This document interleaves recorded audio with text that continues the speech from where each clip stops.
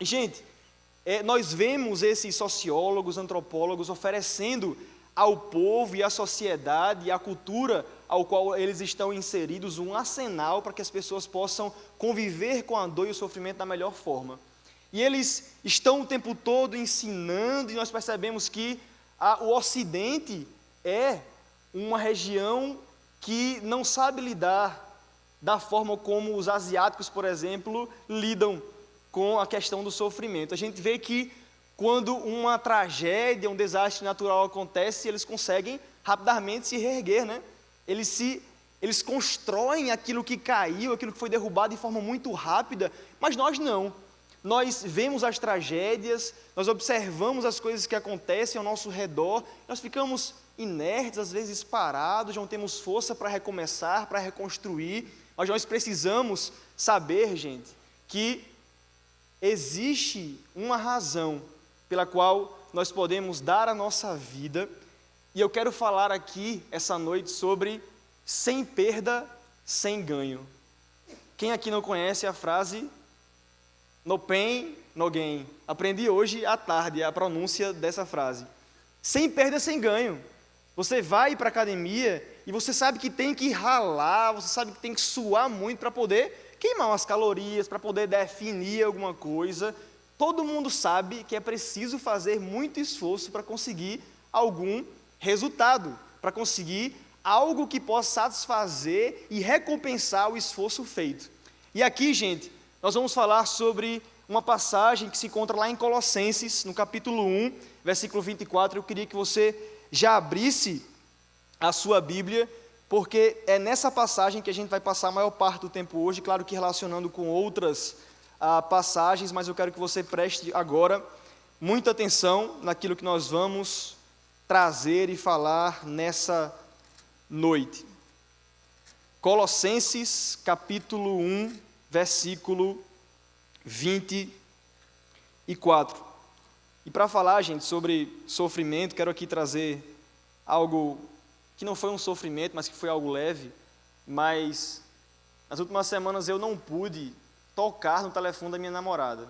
Ela escondeu tudo. Não podia mexer no computador, sabe? Tudo era escondido e eu começava a desconfiar de alguma coisa, né?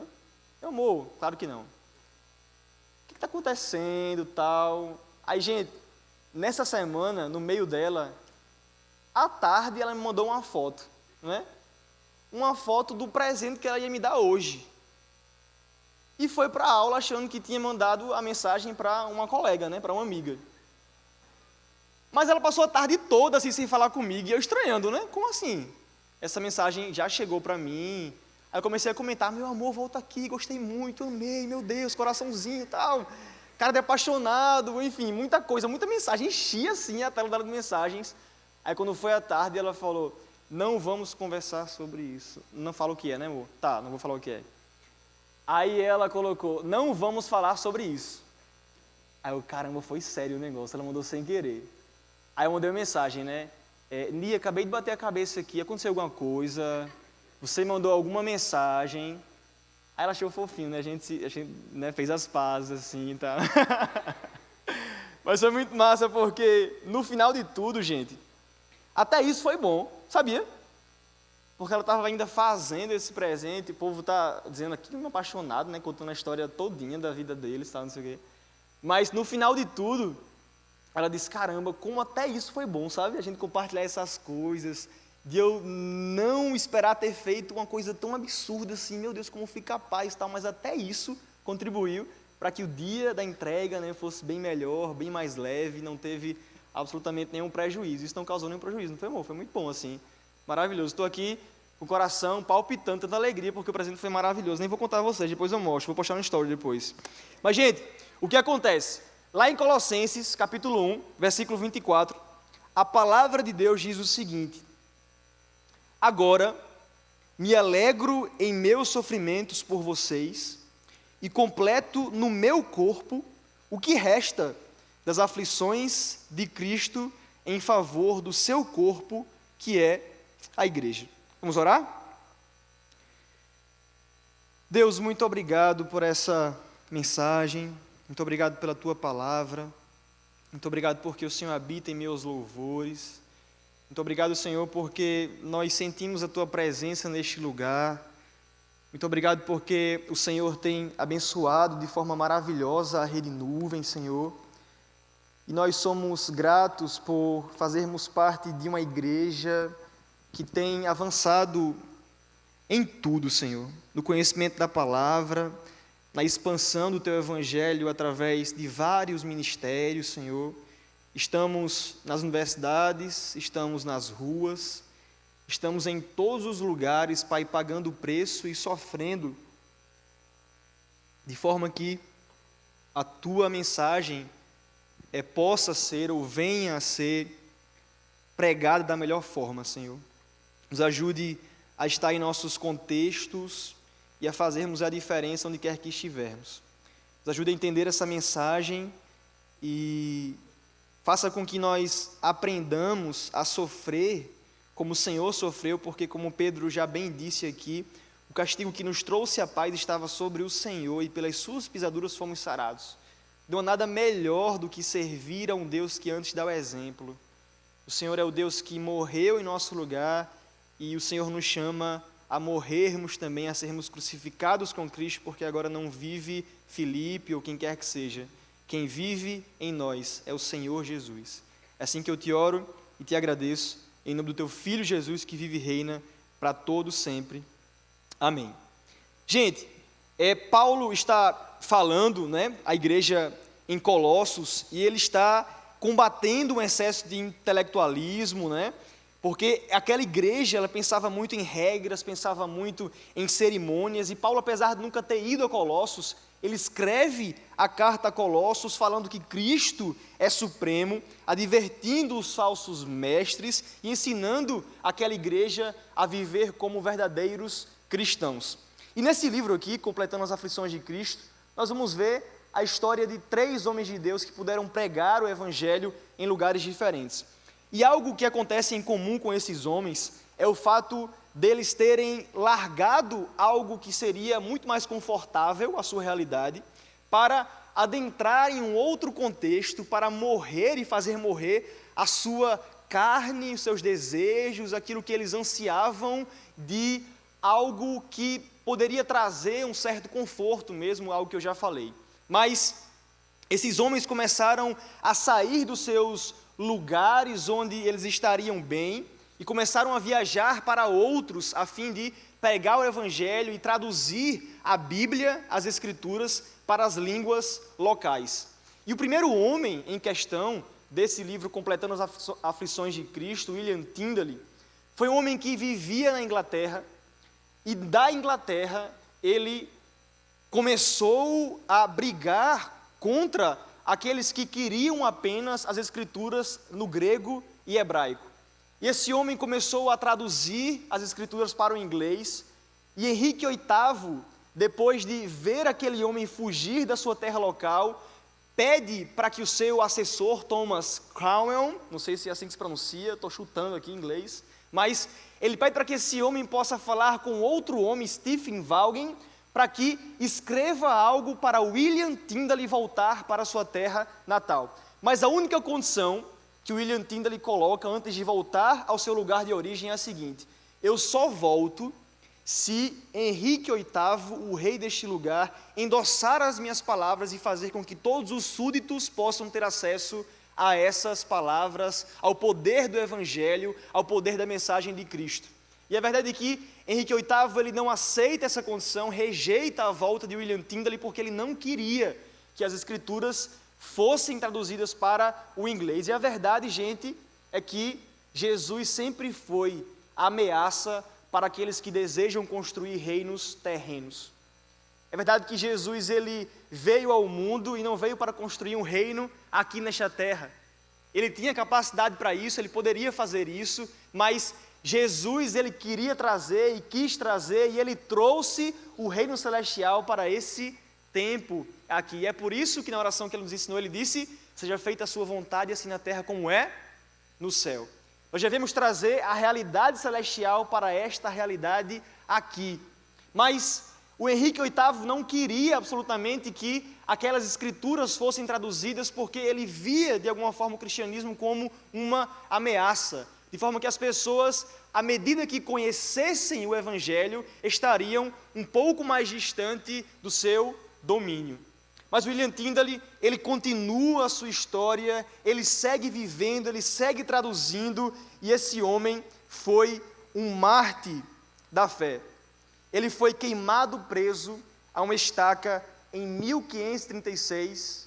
Ele foi queimado, preso a uma estaca em 1536, depois de 12 anos desse ministério, contrabandeando palavra de Deus. Traduziu o Pentateuco, traduziu outros livros da Bíblia, e esse homem pagou o preço, e a verdade é que ele foi uma semente, não é? É algo que Tertuliano fala. Tertuliano diz que o sangue dos mártires é semente. Todas as vezes que alguém decide morrer para a sua vontade, todas as vezes que o sangue de um mártir da fé caiu no solo, aquela gota de sangue, aquele sofrimento, aquela aflição fez com que o Evangelho fosse crescendo de forma mais ampla, impactando o mundo de uma forma expressiva. E, gente, quando nós vemos a história desse homem, nós voltamos também à igreja primitiva e percebemos que na igreja primitiva o Evangelho pode crescer com uma força imensa por causa exatamente da disposição que os homens tinham de sofrer pelo Evangelho.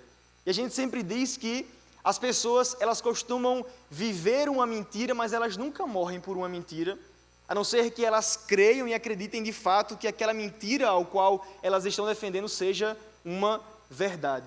E todas as vezes que os homens de Deus foram colocados à prova, onde a sua fé era provada, onde as pessoas queriam matá-las, não é? De forma que elas pudessem silenciar, aqueles homens pagaram o preço e foram até as últimas consequências, a fim de fazer com que o sofrimento de Cristo fosse o meu sofrimento. E quando o livro fala sobre completar as aflições de Cristo, e quando Paulo também fala sobre completar as aflições de Cristo, nós devemos ter a noção e a ciência de que Paulo não está dizendo que o que Cristo fez não foi suficiente e que eu devo completar o que Cristo fez. Entende isso? Quando Jesus morre, ele morre para nos justificar. Quando eu morro para propagar a sua mensagem. Quando as pessoas veem, gosto demais desse boa, mano, me empolgou agora. Boa, Zaf. Gente, quando eu morro, as pessoas veem a minha vida e entendem que o que eu faço é algo que alguém fez antes de mim. Eu não estou fazendo algo inédito, eu só estou fazendo porque eu acredito que a razão pela qual eu vivo é Jesus. Ele é o pano de fundo, o ator principal de tudo que eu faço. E hoje, gente, nós estamos no palco da história. E nós devemos nos localizar nessa história. Em que momento da história eu estou e o que eu tenho feito para apontar Jesus? O que a minha vida tem sinalizado a verdade de que Jesus morreu pelos meus pecados, de que o seu sangue ele me lava, ele me purifica, de que o seu sangue ele me justifica. Mas a verdade, gente, que nós precisamos entender é que o sangue de Jesus me justifica. E através da santificação e a busca por parecer com Jesus, me faz alguém que está livre não só da culpa do pecado, mas também do poder do pecado. Quando eu coloco a minha vida diante dos pés do Senhor Jesus, eu estou dizendo: Deus, muito obrigado pelo que o Senhor fez por mim. Mas muito mais do que isso, se é que eu posso falar assim, porque o que Jesus fez por mim é algo maravilhoso. Mas eu quero dizer também, gente, muito mais do que isso, mais do que ser livre da culpa do pecado, eu também posso ser livre do poder do pecado. O quanto mais eu me coloco à disposição do Senhor Jesus, o quanto mais eu me aproximo da cruz de Cristo, mais eu estou próximo da sua vontade, que é boa, perfeita e agradável, mais eu me aproximo da verdade de que o Senhor Jesus, Ele morre para me salvar das coisas do passado, mas Ele também está me salvando das coisas que porventura poderiam acontecer caso eu não estivesse perto de onde Ele me quer. E Hernandes Dias Lopes, ele diz o seguinte, ele disse que as aflições e os sofrimentos não servem para nos afastar do Senhor Jesus. As aflições e os sofrimentos servem para que eu me coloque aos pés dele, diante dele. E, gente, quando Jesus esteve naquela cruz, 2 ladrões também estavam ali para pagar pelos seus crimes, pelos seus delitos, por coisas que eles mereciam pagar, porque a lei estabelecia, mas Jesus não tinha cometido sequer algum crime contra a lei humana. E ele esteve ali na cruz, e naquele momento, 2 ladrões tinham perspectivas diferentes acerca de quem Jesus era. Um deles entendeu a mensagem e disse: Jesus, o que eu faço para estar contigo?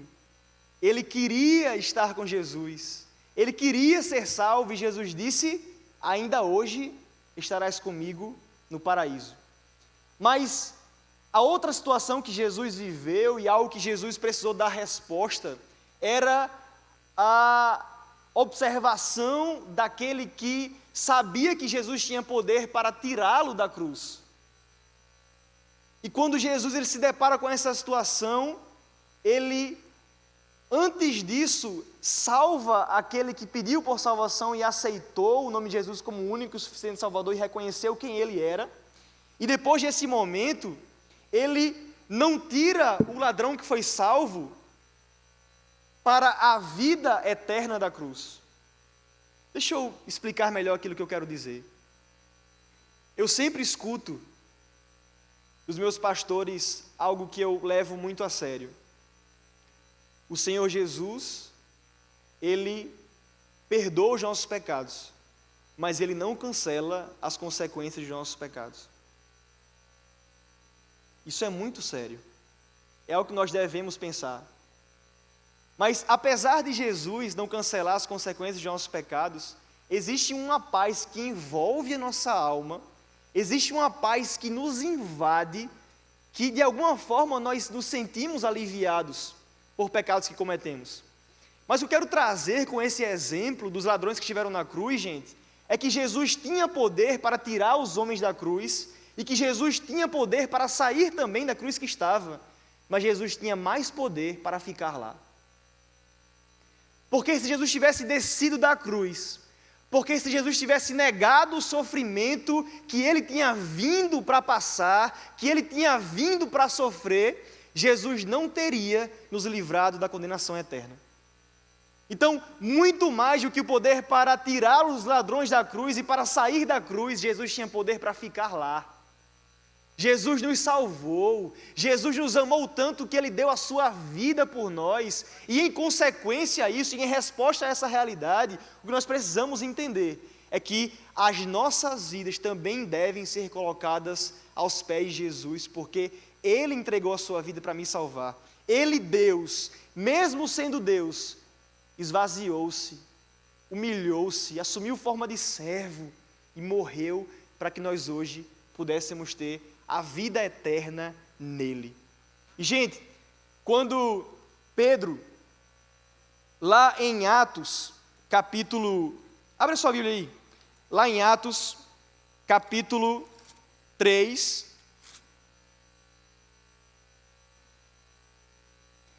Atos 3, versículo 17. Pedro e João estão pregando no templo. E existe algo aqui que vai somar aquilo que nós estamos entendendo agora, que diz o seguinte: todo mundo achou, gente? Todo mundo abriu? Atos 3, versículo 17. O que é que a palavra de Deus diz? Diz o seguinte: agora, irmãos, eu sei que vocês agiram por ignorância, bem como os seus líderes, mas foi assim que Deus cumpriu o que tinha predito por todos os profetas, dizendo que o seu Cristo haveria de sofrer. Que incrível essa passagem. Pedro está dizendo: vocês fizeram isso sem saber o que faziam. Porque quando vocês matavam o meu mestre, porque quando vocês colocavam Jesus numa cruz, embora vocês tenham feito isso por ignorância, Deus sabia exatamente o que estava fazendo. Quando você matava a Cristo, vocês assinavam o suicídio de vocês. Quando vocês colocavam Jesus numa cruz, Deus sabia o que o seu Cristo haveria de sofrer. E, gente, lá em João, abra sua Bíblia também, lá em João, no capítulo 12, versículo 24, a palavra de Deus diz: digo-lhes verdadeiramente, que se o grão de trigo não cair na terra e não morrer, continuará ele só, mas se morrer, dará muito fruto. Nós só podemos produzir frutos se morrermos. Se as nossas vontades morrerem, produziremos frutos. Se os nossos desejos carnais morrerem, produziremos frutos. Se nós formos homens e mulheres que decidem pregar de forma prática a verdade das Escrituras, nós produziremos frutos.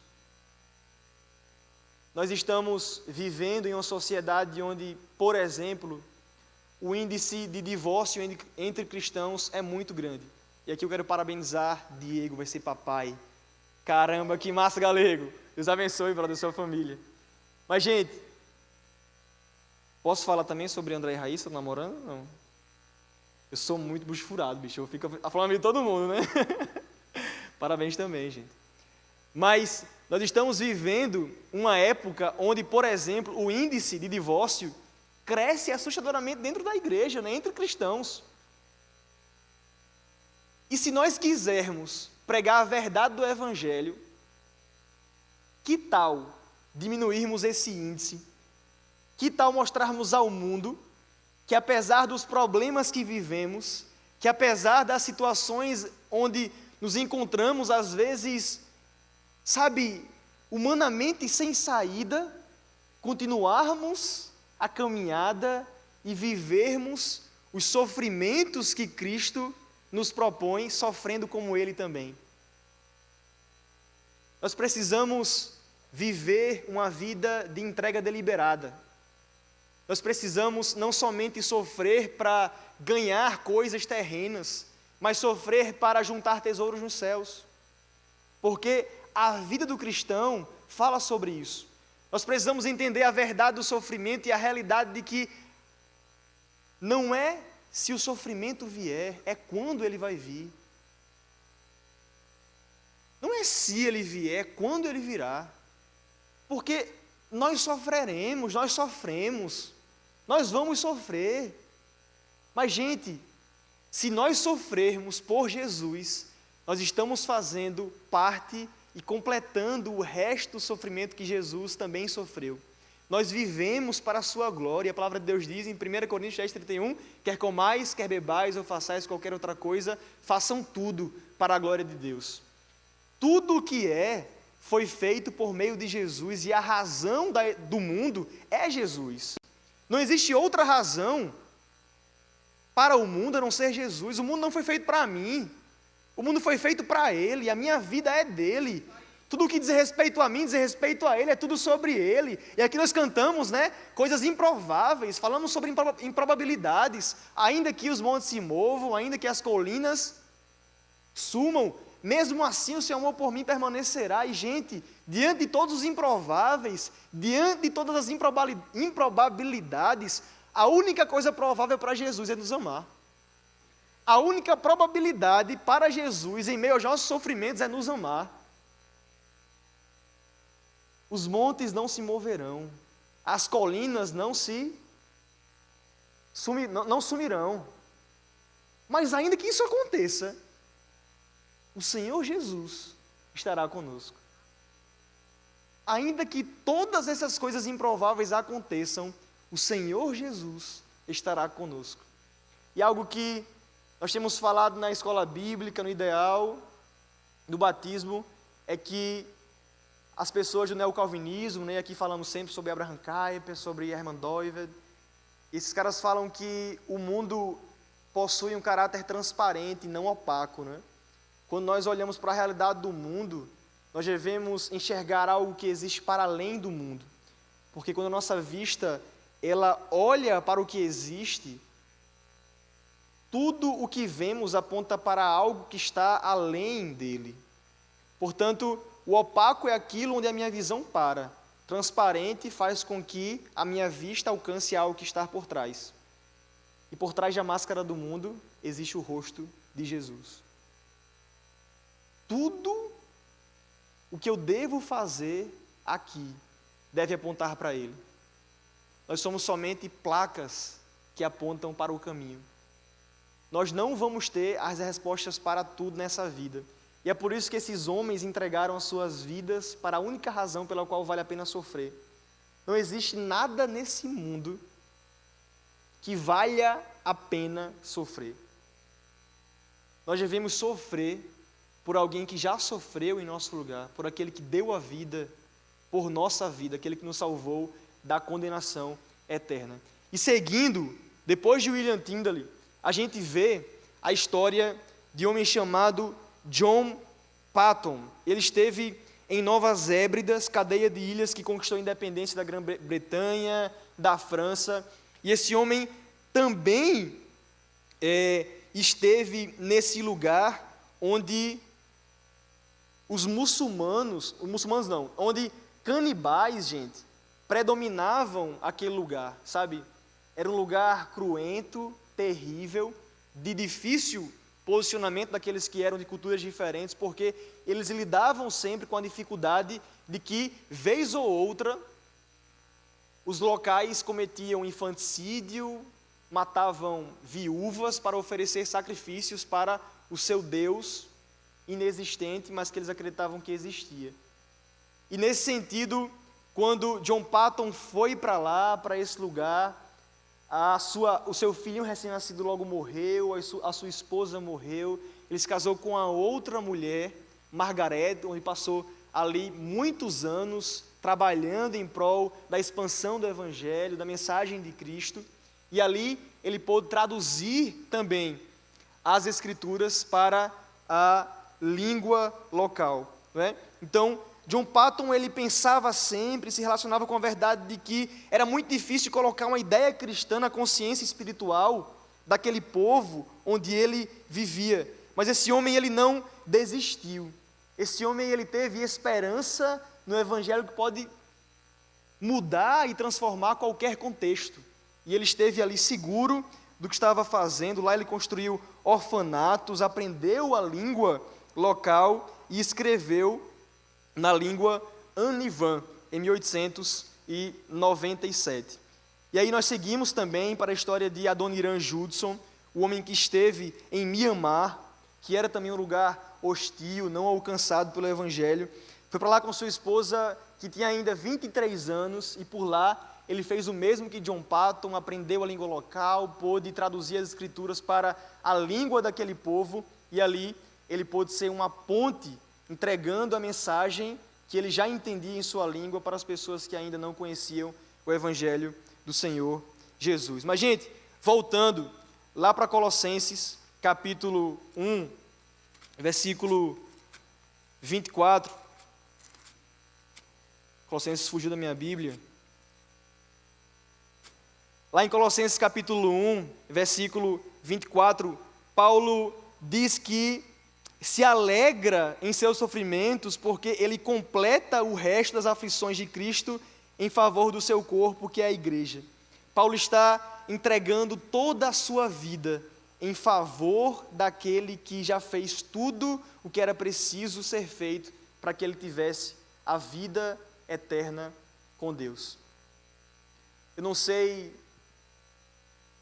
de que forma você tem se encontrado hoje, quais são os seus sofrimentos atuais. Eu não sei por quais razões você tem entregue a sua vida. Eu não sei como anda o seu coração, a sua família, os seus sonhos, aquilo que você deseja alcançar na vida. A única coisa que nós sabemos, e nós queremos passar essa verdade para que vocês possam atingir o futuro que o Senhor pretende que vocês alcancem. É a verdade de que a nossa vida precisa ser entregue de forma deliberada a Ele. Nós precisamos caminhar para a cruz. O nosso caminho deve ser um caminho para a cruz, não para distante dela. Nós precisamos andar para fazermos a vontade de Deus, e a vontade de Deus para nós é para que nós possamos ir até ao encontro dele, sabendo que os nossos sofrimentos atuais, eles não se comparam com a glória que em nós será revelada.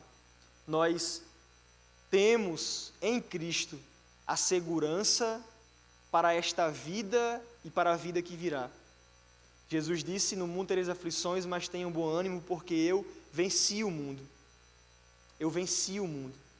Essa história e o final dela já foi contada no início.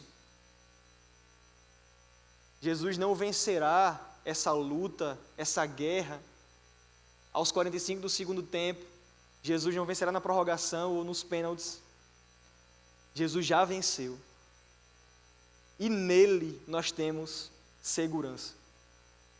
Nós estamos numa época onde a Liga dos Campeões, quem gosta aqui, Liga dos Campeões, Champions League, está sendo definida e os times ingleses estão todos nas finais, né? Tanto na Champions League quanto na Europa League. Arsenal, Chelsea, Tottenham e Liverpool são os times finalistas.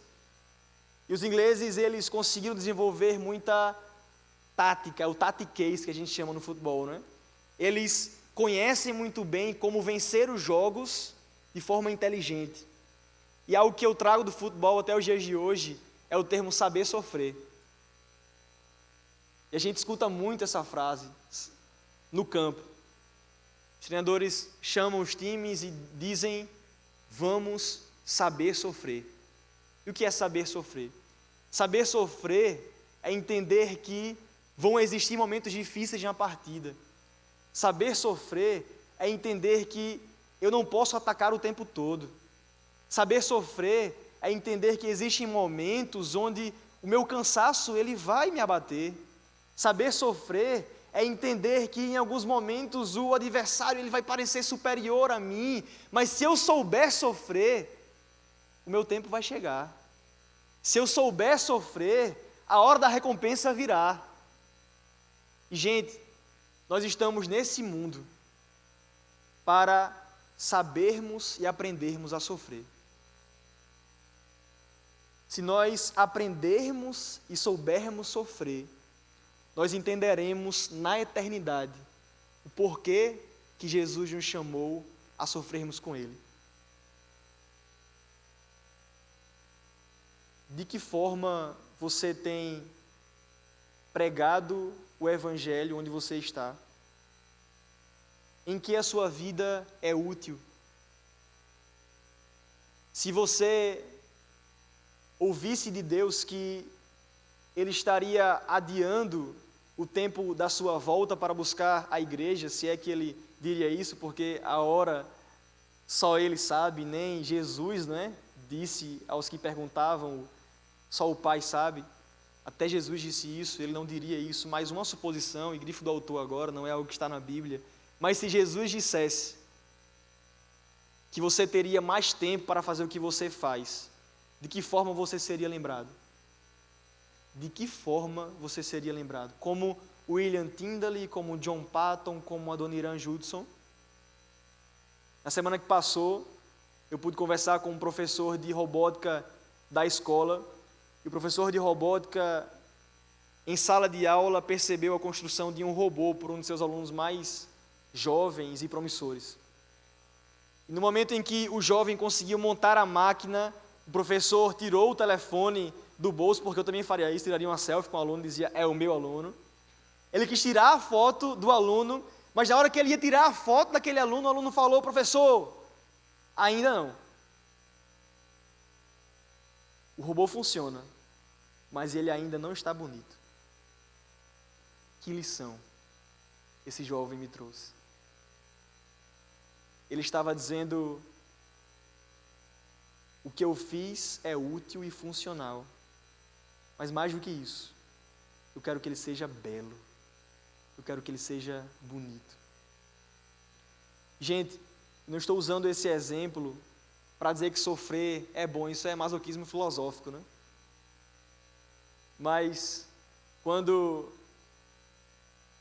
um sociólogo, Bregger, falou que as pessoas, elas buscam ver utilidade no sofrimento, ele não estava falando sobre masoquismo filosófico, mas ele estava dizendo que nós precisamos perceber uma utilidade nele, porque ao contrário dos fatalistas, dos naturalistas, onde tudo o que veem pode ser explicado através da aleatoriedade, nós cremos num Deus que coloca em nossas vidas momentos difíceis para que, no fim deles, possamos entender o propósito do que vivemos. É interessante como o físico PhD Colin, ele explica o que aconteceu no envio de Deus para as pragas do Egito.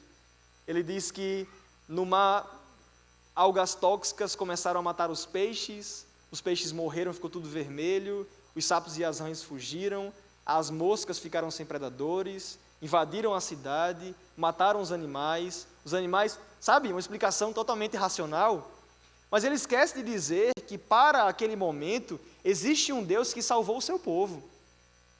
E se existe uma explicação racional para aqueles que morreram, deve haver também uma explicação racional para aqueles que, apesar do sofrimento, foram salvos por Deus.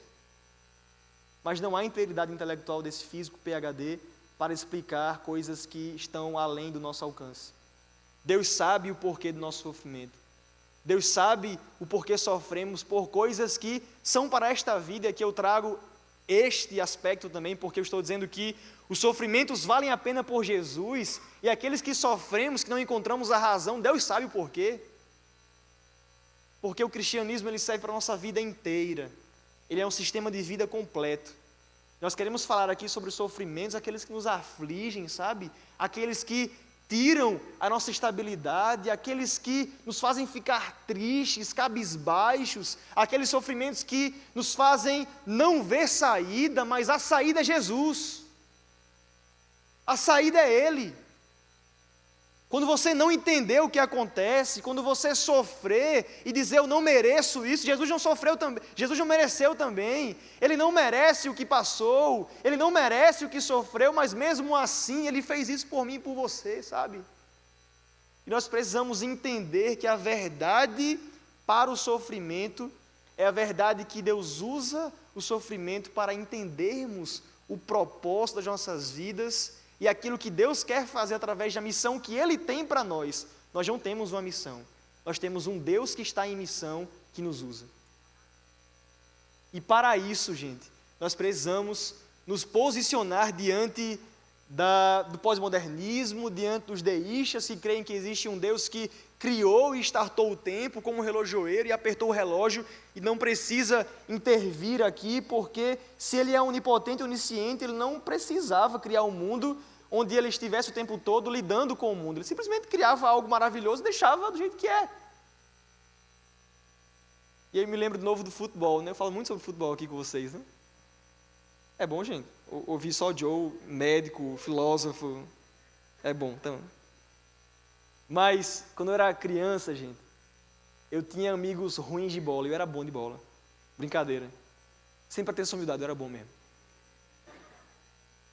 Mas, algumas vezes eu não era escolhido para o time, eu entendia isso, né? Porque existem momentos e momentos. Às vezes eu não estava bem e a entrevista era, vamos trabalhar para buscar os 3 pontos na próxima partida. Mas em alguns momentos eu ficava com raiva porque o dono da bola queria jogar. Só porque era dono da bola, apesar de ser ruim, né? E essa não é uma comparação entre o menino buchudo e Deus. Mas dizer ao dono da bola o que ele deve fazer é muita pretensão.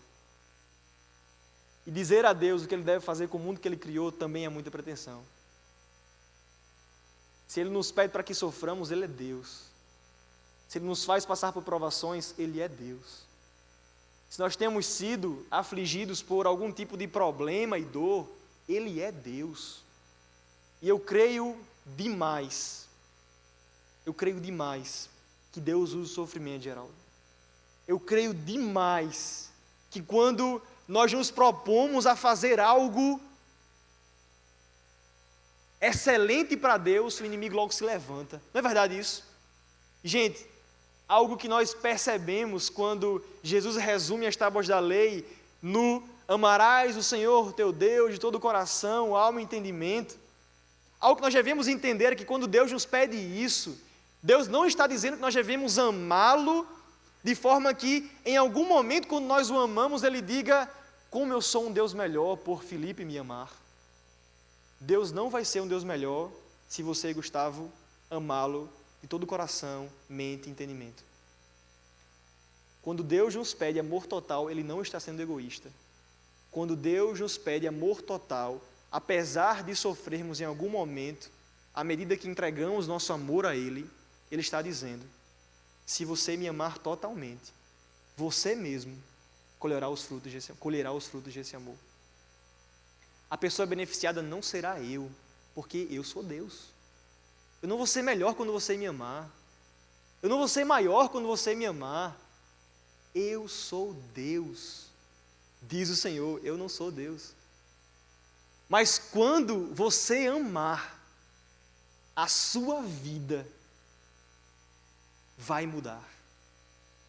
Quando você buscar amar Jesus totalmente, de forma total, e nós sabemos disso, e o problema é esse. O problema é que nós sabemos disso. E onde estaríamos se tivéssemos abnegado alguns sofrimentos fáceis? Onde estaríamos se no momento onde Deus nos pede coisas menores, renunciássemos? O problema, gente, é que quando Deus nos chama para fazermos algo pequenos já existe, né, gente? Quando Deus nos chama para fazermos coisas pequenas, ficou melhor? Nós não entendemos que se nós obedecermos naquele momento, nós seremos livres e libertos de sofrimentos maiores. E aqui eu falo para os homens, né? Meu amigo, evite o segundo olhar. Se você tem dificuldade em usar telefone à noite, por ter dificuldade com pornografia, algo que eu já fui muito, e graças a Deus tenho lutado diariamente, e graças ao Senhor, já faz tempo que isso não existe na minha vida. Mas se você tem dificuldade, evite isso, porque esse sofrimento que você está negando vai te livrar de um sofrimento muito maior. E a verdade é que nós precisamos aprender a vencer esses pequenos gigantes antes que nos deparemos com os grandes gigantes da vida. Antes que o problema seja sério. Aprenda a sofrer por Jesus nas mínimas coisas. Porque nós não temos sofrido nas mínimas coisas, temos trazido prejuízo ao mundo, porque a gente se engasga com um mosquito e não alcança o mundo. A gente está preso nas coisas menores, sabe? No que é básico. O que é básico? O que é básico, gente? Básico é o homem ser fiel a uma mulher, né? Básico é eu respeitar meu pai e minha mãe. Básico é honrá-los. Básico é não filar uma prova. Aí Nico e Marina, né, ficam... Eu vou nem falar porque pode ter algum aluno de vocês na mesma sala aqui também, né? Eu ia dizer que vocês eram as únicas que ficavam na sala fazendo a prova por último, né? O professor perguntava assim, nem vou falar essa parte, mas vou falar. Que vocês ficavam, né, na sala e o professor perguntava, por que vocês ficaram por último? Vocês diziam, né? Não, professor, o senhor sabe, porque a gente não fila, não foi? Eu conheço essa história. Mas, gente, isso é básico. Amigo, eu faço... Não vou dizer isso não. Ia ser pesado demais. Mas existem coisas que eu vejo um cristão fazer, e eu não sou melhor do que ninguém, gente, de verdade. Eu sou um miserável, um pecador. Quem me conhece sabe, Elô sabe, né, Elô? Ni sabe, está convivendo comigo mais um tempo. Laila sabe também. Meu pai e minha mãe também sabem. Mas dói na vista. Algumas coisas que a gente vê, sabe? Dói na vista. Meu amigo, tu tá aí, é? É tu mesmo? Tu tá fazendo isso? Mentira. Não. Meu amigo, saia dessa, pelo amor de Deus, corre no máximo que você puder, homem. Esqueça. Deixe para trás. Deus tem algo maior para você. Sabe, os planos do Senhor é de lhe entregar planos de paz, de esperança, futuro. E a gente fica se prendendo com coisa básica. Deus nos chama essa noite, gente, para que possamos aprender a sofrer nas mínimas e nas máximas coisas. A fazer o que é básico, como coloquei aqui. E quando a minha fé for colocada à prova, eu preciso entender essa verdade, que eu posso me alegrar em participar dos sofrimentos de Cristo. Isso é o que me resta. Não porque o que Ele fez foi insuficiente, porque o que Ele fez foi suficiente. Eu não preciso completar o que Cristo fez nesse sentido. Eu preciso completar o que me resta, no sentido de que alguém morreu para me justificar, e à medida que eu sofro para propagar aquilo que Ele fez por mim. Deixa eu chamar a banda. Nesse momento, eu peço que você abaixe a sua cabeça. E juntos nós vamos fazer reflexões sobre aquilo que temos vivido. Como disse, eu não sei como anda a sua vida, eu não sei em quais dificuldades você se encontra, mas se você se vê em um beco sem saída, que eu quero trazer para você hoje é a verdade de que existe uma luz.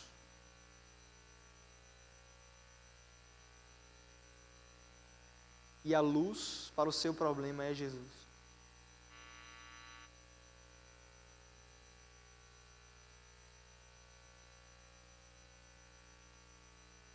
Feche seu olho. Esse é um momento de oportunidade. Esse é um tempo de colocar diante de Deus o seu problema, os sofrimentos pelos quais não valem a pena sofrer. Sofrermos por Jesus, nós vamos, Felipe, até o fim. Mas coisas que não merecem o nosso sofrimento, a gente vai olhar para Jesus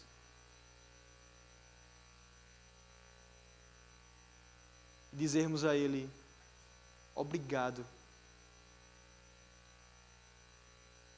porque o Senhor me traz plenitude de vida. Nós não podemos viver essa vida aqui pensando somente nas minhas necessidades, somente no que eu quero, somente o que humanamente e aqui nesta terra pode me trazer de bom. É verdade que Salomão diz que é muito bom ver a luz, é prazeroso ver o sol, é prazeroso trabalhar e comer do fruto do trabalho. É bom viver. Deus fez esse mundo de forma maravilhosa e perfeita. E é claro que em meio aos sofrimentos por Cristo, nós podemos olhar para Ele e sermos gratos a Ele, pelo mundo que foi feito por Ele, para Ele e através dEle também. Eu posso sofrer por Jesus e entregar a minha vida para realizar a sua vontade aqui nessa terra, e eu também posso aproveitar as coisas que Ele me fez para desfrutar, a sua criação, relacionamentos que exaltam e glorificam o nome do Senhor Jesus, amizades que alegram o coração do Pai. Mas o que fica de mensagem central nessa noite é a verdade de que nós precisamos completar os sofrimentos de Cristo, propagando a sua mensagem, fazendo com que outros olhem para mim e ao mesmo tempo possam ter os olhos remetidos àquilo que aconteceu no passado. Jesus morreu e os efeitos da sua morte trouxe um resultado prático à nossa vida hoje. O efeito da morte e o sofrimento de Cristo é o que nós podemos desfrutar hoje, a vida eterna com Ele. Jesus não sofreu como resultado de sua obediência apenas. O sofrimento foi o próprio método de Jesus. Em tudo o que fez, aquele homem se deu.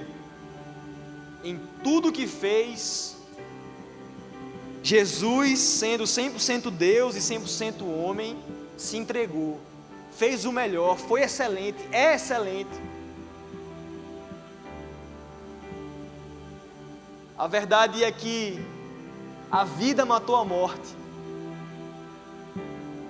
E hoje nós podemos celebrar a verdade de que Ele está conosco, de que nada nos separa do seu amor, de que ainda que as improbabilidades aconteçam aqui, ainda que coisas difíceis e quase insuperáveis venham a me alcançar, o Senhor Jesus não muda. O Senhor Jesus não muda. Ele é imutável, Ele é a constante que não pode variar. Ele tem sido bom. Ele tem sido maravilhoso. Seja grato por tudo que Deus fez em sua vida. Louve-o, engrandeça o seu nome. Ele está aqui, Ele é real. Ele te salvou. Nesse momento eu queria que você levantasse onde você está. Quero que você entregue, sabe, tudo que você tem aí, todo o seu melhor, o seu amor total, aquilo que precisa ser liberado, aquele pecado que precisa ser confessado, aquilo que você chegou aqui pensativo, cabisbaixo, sofrendo, sabe? O Senhor Jesus conhece a nossa vida, Ele sabe os nossos problemas, dilemas, coisas que não se resolvem, a gente tenta, mas não consegue, a gente insiste, mas não dá certo, a gente acredita, as pessoas nos frustram. Ele está com você, Ele está com você. Possa você estar distante, possa você estar, sabe, no lugar mais longe, possa você estar sofrendo com ansiedade, com saudade. Talvez você não tenha uma mãe hoje, talvez você esteja com saudade, sabe que amanhã vai, sabe, sentir algo que aperta o coração. O amor de Jesus é incomparável. Agradeça a Deus pela oportunidade de ter convivido com ela. Agradeça a Deus porque por mais que ela estivesse viva e se esquecesse de você, a palavra de Deus fala que ainda que uma mãe esqueça do seu filho que criou, todavia eu não me esquecerei de você. Amor de mãe é algo incomparável, como dizemos. Amor de mãe é algo inexplicável. Mas maior do que este amor é o amor de Jesus. Ele está sempre com você. Ele lhe ama, Ele quer refazer, Ele quer recomeçar, Ele quer dar uma nova chance, nova oportunidade, sabe? Eu não sei pelo que você tem sofrido, eu não sei com que você tem se engasgado, sabe? Eu eu não sei com que você emperrou, eu não sei com que a sua vida parou, estagnou, eu não sei com que o inimigo quer fazer com que a sua vida pare. O que eu sei é que o Senhor Jesus quer lhe dizer essa noite: não pare. Eu sofri, mas não parei. Eu sofri, mas não parei. Eu até pensei: Deus, se for possível, afasta de mim esse cálice. Mas eu creio que antes que Deus realizasse a sua vontade na vida de Jesus, Ele entendeu essa verdade. A verdade de que Ele estava ali para sofrer, a verdade de que Ele veio para sofrer, a verdade que Ele veio para se entregar por outros. A nossa vida não é nossa. Eu sirvo para o outro, eu vivo para o outro, eu sirvo para Jesus. A minha vida tem utilidade e a minha vida precisa fazer com que outras vidas olhem para mim e vejam a minha utilidade, a minha funcionalidade. Mas mais do que isso, as pessoas precisam ver beleza em mim. As pessoas veem beleza em você quando você perdoa aquele que não merece perdão. As pessoas veem beleza em você quando você anda a segunda milha, quando você podia ter parado. As pessoas vão ver beleza em você quando o seu casamento poderá estar quase acabado e você olhar para o seu cônjuge, olhar para a sua esposa, para o seu marido e dizer: eu vou continuar, eu vou continuar. Eu não sei qual é o seu contexto, eu não sei qual é a sua realidade. Continua, persevera, insiste, não para.